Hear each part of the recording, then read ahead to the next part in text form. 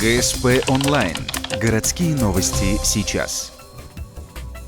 Воскресенье, 10:00, полигон ДОСААФ. Чемпионат республики по скоростному маневрированию. Первый этап. В авторалли с названием «Шпилька» участвует 29 машин. Зачет результатов делится на 3 категории. Самая большая – «Абсолют». Также 6 представителей классики – это автомобили с задним приводом, 9 участниц – «Автоледи». Как говорит организатор мероприятия, сегодняшнее ралли отличается от всех предыдущих. Нам гости из Сыктывкара привезли электронный хронометраж.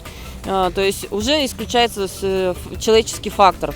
Рано нажал, поздно нажал секундомер. То есть все идет автоматически по пересечению бампера. И, соответственно, участник сразу видит, как он проехал.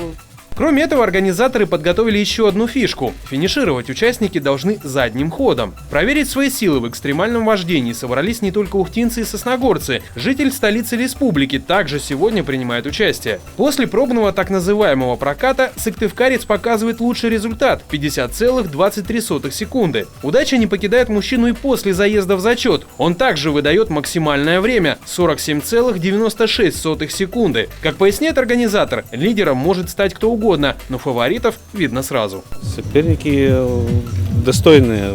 Раньше было хуже, сейчас растут. Конкуренция больше становится. Весь чемпионат пройдет в 4 этапа, по 2 в Ухте и Сосногорске. Следующий состоится 16 января. По результатам каждого участники набирают баллы. По их общей сумме определятся победители. Финал состоится 23 февраля в Сосногорске.